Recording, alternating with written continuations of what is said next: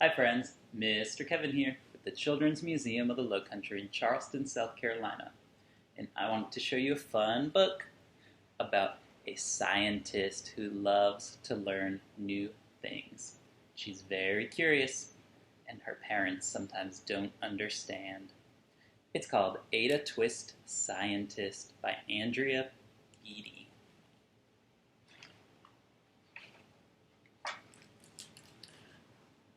Ada Marie said not a word till the day she turned 3. She bounced in her crib and looked all around, observing the world, but not making a sound. She learned how to climb and made her big break, with a trail of chaos left in her wake. She ran through the day, chasing each sound in sight, and didn't slow down till she conked out at night. All day, she explores and tries to figure out how things work. She made a big mess on her floor. Her parents were frazzled, but tried not to freak, as Ada grew bigger and still did not speak. Clearly, young Ada, with lots in her head, would have something to say when it ought to be said. She's trying to figure out how many feet all her animals have. She put 2 for the bird, 4 for the puppy, 6 for the bee. Oh, she put 5 for the elephant. She thought its trunk was a leg. That's just what happened when Ada turned 3. She tore through the house on a fact-finding spree and climbed up the clock just as high as she could. Her parents yelled, "Stop!" as all good parents would. Ada's chin quivered, but she did not cry. She took a deep breath, and she simply asked, "Why?"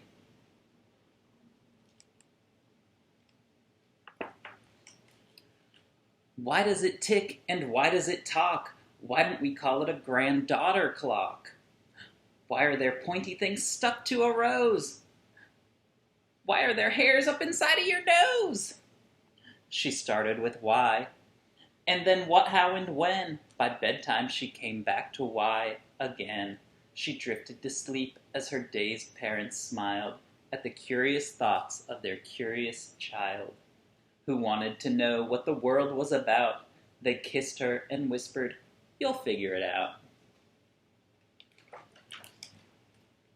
Her parents kept up with her high-flying kid. She broke all these eggs. She's trying to figure out how a chicken comes out of an egg, whose questions and chaos both grew as fast as she did.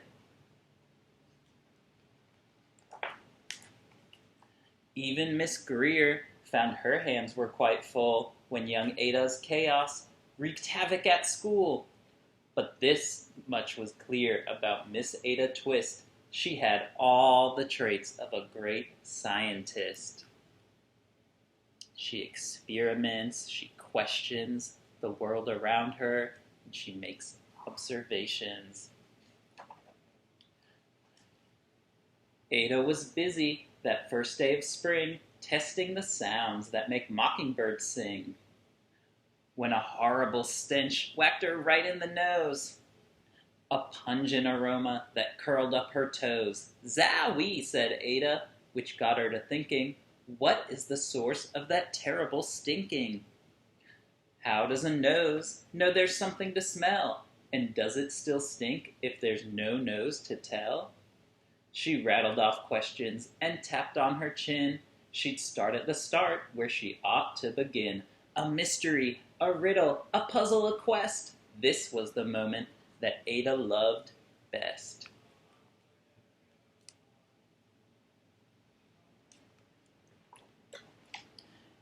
Ada did research to learn all she could of smelling and smells, both the stinky and good. One hypothesis Ada thought could be true: The terrible stink came from Dad's cabbage stew. She tested and tested, but soon Ada knew it was time to come up with hypothesis 2. So she came up with a hypothesis of what she thought the smell was. But once she tested it, she decided it had to be something else. She came up with a new hypothesis. Then zowie, the stink struck again, just like that. Hypothesis 2, it's caused by the cat. The cat couldn't make such a stink on its own. It needed perfume and some fancy cologne. So young Ada tested. The test was a flop. That poor kitty cat, she covered in all these things to try to make the stinky stench. She started again, but her parents yelled, "Stop!" She almost put the kitty cat in the washer machine. That is not safe. We keep our kitties away from the washing machine. Ada Marie, to the thinking chair now, by the count of 3. Enough, said her mother. That's it, said her dad. Her parents were frustrated, frazzled, and mad. Why? Ada questioned. Her mother said, no. What? She queried. Her father said, go. You've ruined our supper. You've made the cat stink. Enough with your questions. Now sit there and think. She looked at her parents. Her heart turned to goo. Poor Ada Twist didn't know what to do. She didn't mean to ruin dinner. She just wanted to figure out what the terrible stink was. She sat all alone by herself in the hall, and Ada once more could say nothing at all. She feels sad. And so Ada sat, and she sat, and she sat, and she thought about science, and Stu, and the cat, and how her experiments made such a big mess. Does it have to be so? Is that part of success? Are messes a problem? And while she was thinking, what was the source of that terrible stinking? Ada Marie did what scientists do. She asked a small question, and then she asked 2. Each of those led her to 3 questions more, and some of those questions resulted in 4. As Ada got thinking, she really dug in. She scribbled her questions and tapped on her chin. She started at why, and then what, how, and when. At the end of the hall, she reached why once again. While she's thinking, she's drawing on the wall. She drew all over the wall. Her parents calmed down, and they came back to talk. They looked at the hallway and just had to gawk. Oh! No patch of bare paint could be seen on the wall. The thinking chair now was the great thinking hall. They watched their young daughter and sighed as they did. What would they do with this curious kid who wanted to know what the world was about? They smiled and whispered, we'll figure it out. They just accepted that she's curious and got to figure it out herself. And that's what they did, because that's what you do when your kid has a passion and a heart that is true. They remade their world. Now they're all in the act of helping young Ada sort fiction from fact. She asks lots of questions. How could she resist? It's all in the heart of a young scientist. Look, now her whole family is reading science books so that they can help Ada understand the world around her and her experiments. And as for that smell, what can Ada Twist do but learn all she can with her friends in grade 2?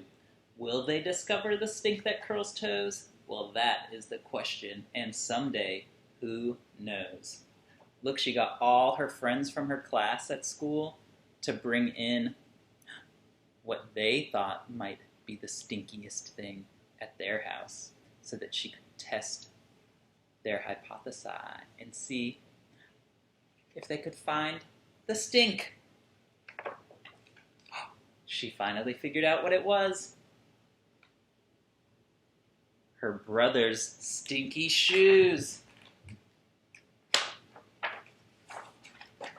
When she first smelled it, he was walking past with his stinky tennis shoes.